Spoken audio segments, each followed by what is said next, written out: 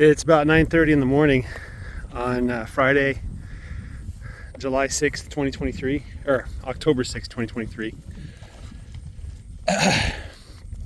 And we're starting a new rotation today. It'll be a 21-day rotation like the last one. Halfway through, I might decide to stick them in the back 20 for a week, or at least a few days, to give the southern half of my fields plenty of time to recover. This part of the field is doing fantastically wonderful. You can see the cows are super happy to get back to here. The grass is thick. It doesn't look thick, but it is thick. There's parts of this grass where it buries my boot. You know, really wonderful, wonderful grass in this area. So like this is some of the grass is super thick. Watch this. So I just get my boot down there. Just completely buried. Temperature right now, it's about 65 degrees. There's a wind blowing from the east. Forecast for today is 80 something degrees. No precipitation. There might be some tomorrow, but none today. So it's this morning we had a lot of dew, which is good to see. Last night it got a little chilly last night. The air conditioner stopped running. So that's always good news. There's the first calf I ever tagged. All right, there's not much to report. Cows seem to be happy, weather's good. We're looking forward to a good autumn here. I think now that the weather's cooling off and it's in the 80s, I think now I'd call it fall. Fall officially started on the 22nd of September, but seasonally it feels like right now is a good time for me to call it fall. Although technically, I think the next big change in the growth patterns and weather is when it gets below 50 at night. So when we see weather at night when it gets down to the 40s, that's probably what I'd call autumn. Right now it's still like late summer. Summer grass is still growing. I am seeing the cool season grass grow as well though. So, yep. Now I got to go get their water source and bring it over here.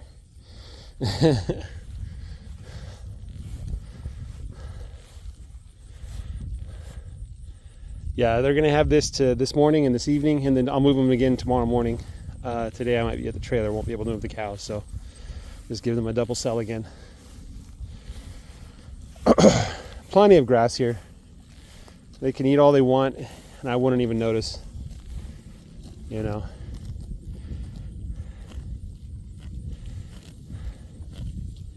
They should be getting plenty of roughage too, like lots of dead grass or dry grass along with the green grass. So that might make them a little short on the protein. They'll do just fine. They'll do just fine. If their manure starts to thicken up, make little pyramids of manure rather than plates, you know. Then I might consider getting some protein supplement or something, or just waiting it out and see what happens. I think after a couple weeks we should get plenty of fall growth, and that'll provide plenty of protein for the cows and help them loosen up their stool. So yeah, you know, every time I go through the southern part, I'm like, I get depressed and I'm like, well, I can't rotate anymore. Then I look at this pasture and I'm like, of course I'm rotating. This pasture is always wonderful, always amazing. This whole section is good. Section 2 is pretty good. Section 3 is good too. It's not as good as the first two, but it's 4, 5, and 6, the southern half of the field, that, you know, struggling to keep up. But hopefully with this rain that came right before the move to the northern half of the field, hopefully the southern half of the field will get plenty of time to recover and plenty of reasons to recover. But as I said, if I get to the third section, I'm looking to move into the fourth section, and it's not looking that good, I'm just going to move them into the back 20 and give the southern half of the field a couple more days to recover. Over here the grass is so thick. I don't even think my feet are touching the ground. It's like I'm walking on a mattress or something, you know. You can see the legs of the horses are buried in the grass.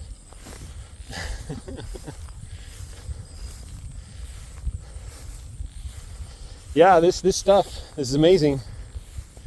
It's green on the top. It captures the rain when it falls. The rain goes straight down to the roots and it's soaked up. It follows the roots deep into the soil.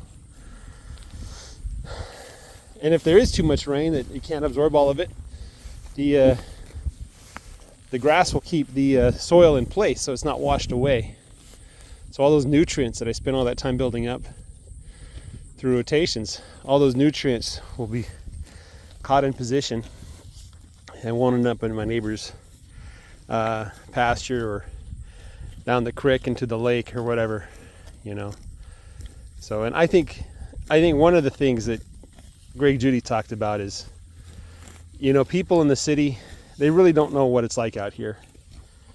And you know, their impression of nature is what they see from the freeway when they're driving through the rural areas. So a lot of the beauty of this part of the world is lost, you know. A lot of the wonderful things that are happening. And everything serves a purpose, right? But Greg Judy, he says one of the things that the people from the city complain about is the muddy rivers, right? And he says if we can, you know, keep our ground covered so we're not washing away, you know, just the dust, the top level of the dust of our fields into the creeks and into the rivers, that might go a long way in convincing the people in the city that what we're doing is right and good for the environment, you know. And I think that's something you can point to. I think if people, like, just cover crops, just plant cover crops, don't leave your fields bare, right? Just plant some cover crops. You know, there's benefits to the soil to doing so, but I think there's also benefits to the rivers, keep them clean and crystal clear, and you know, people see that crystal clear water flowing down from the mountains and from the farms and from the valleys, and they'll see that crystal clear water and they'll assume that everything upstream must be perfectly clean, right? I mean, they get upset over a little bit of dust in the water, you know, harmless dust, but you know, if we can take that extra step, I think it'll make a big difference. And maybe when people drive past our pastures on the freeway, our fields, and they see fields of something green rather than empty patches of dirt, that might improve people's opinions of the agriculture industry as well, you know. And hopefully it's cost effective. It won't cost you more. Well, it probably is going to cost you more, but it'll bring you more benefits, and you'll save money on the fertilizer and stuff like that. So absolutely, you're going to spend money on putting cover crops in your empty fields, but hopefully, and there's a lot of research being done here, it'll save you in the long run and reward you with, you know, you need less fertilizer and things like that to get the same crop yield. So, you know, and there's probably ways to make it so that you could plant those cover crops at the same time that you're harvesting, you know, your fields. I don't know. That's not what I do. That's just a thought. But in the cattle industry here, in the pastures and stuff like that, bare ground is death. You know, it causes so many problems. There's diseases your cows can only get from bare ground. If it's covered in grass, the cows can't even find those diseases if they wanted to. And parasite counts go down when they have lots and lots of grass. They get their head up and off of the ground, so they're not sticking their nose in their old manure, right?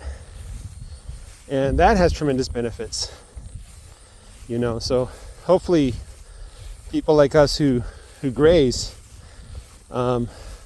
resist the urge to convert our our fields into empty patches of dirt. And I know that we always want to kill all the weeds, but I'm doing an experiment right now. We'll see what it looks like in a year and 2 years of me not even messing with the goat weed, you know. And you know, look at this patch of ground here. Like, how much herbicides and insecticides and pesticides did I use? How much fertilizer did I put down here of the non-natural kind, right? You can see plenty of this natural fertilizer, right? But this little patch of ground right here, this is hopefully what the rest of the field will look like as the grass is able to establish itself fully and truly live to its full potential.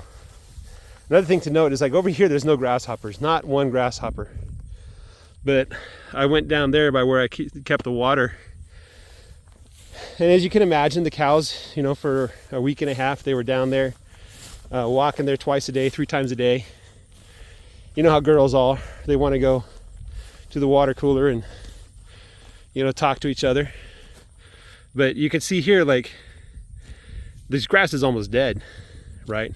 The cows have been going through here for a week and a half. No, just a week, because 2 sections. The last section they didn't get access to this point. And you know, they walk it, they made a little cattle trail. You can see the cattle trail. And over there's a bunch of grasshoppers, but there's none here. No grasshoppers here. Maybe the grasshoppers decide they don't like grass or something. I don't know what that means, but oh wait, there's some grasshoppers on the edge here. Yeah. That guy's having a hard time doing his job. But here's the grasshoppers on the edge, but let me go a little deeper into this grass. Oh, there's a tiny grasshopper. Another one. Another one. Yeah, grasshoppers are disappearing. Apparently grasshoppers don't like grass. Who knew? You know? So anyway, guys, keep that soil covered. Nature does not like to be naked. Give her some cover crops. Give her something. Don't kill your grass. Don't overgraze. Leave plenty of grass behind so it can recover quickly. And let the grass do its thing. You know, don't try to force it, or don't try to, you know, you give it fertilizer and it turns green and it grows fast and you say, oh, it must be healthy. No, it's like the fat kid you're giving candy bars to, you know. Yeah, he's heavy. He's not healthy though. Stop giving the fat kid candy bars. Right? Give the fat kid something nutritious like a steak or something like that, you know. Now let the fat kid exercise. Let the fat kid get some outdoors time, just like grass needs to be outdoors, you know. Let the fat kid grow. There's no grasshoppers here. The grasshoppers are where the grass is dying, not where the grass is thriving. So that's what I got for you guys. Have a great day. Take care and bye-bye.